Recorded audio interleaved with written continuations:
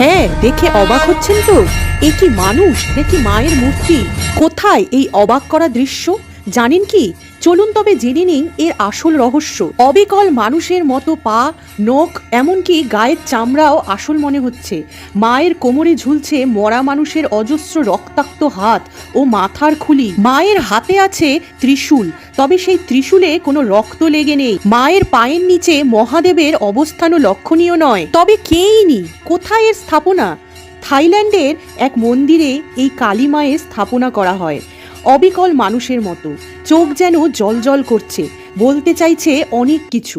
থাইল্যান্ডের এই নীল রঙের মা কালীর মূর্তিকে ঘিরে এখন পুরো ইন্টারনেট তোলপাড়। প্রথম দেখায় মনে হয় যেন মানুষের মুখে রং মাখানো হয়েছে। বাস্তবসম্মত ঠোঁট, চোখ, মুখমণ্ডল যেন কোনো মুহূর্তেই নড়ে চড়ে উঠবে। থাইল্যান্ডের হিন্দু সংস্কৃতির প্রভাব অনেক পুরনো, বিশেষত শিব ও বিষ্ণু পূজা প্রচলিত আছে। কিন্তু মা কালীর এভাবে বাস্তব মানুষের মতো করে তৈরি করা তাদের কাছেও নতুন। ফলে হিন্দু ভক্তি ও আধুনিক আর্ট এই মিশ্রণই সবার দৃষ্টি কেড়েছে। তবে আর দেরি না করে এই থাইল্যান্ডের মায়ের রূপ সবার কাছে পৌঁছে দিন এবং মাকে এক দৃষ্টি দেখার সুযোগ করে দিন। জয় মা কালী।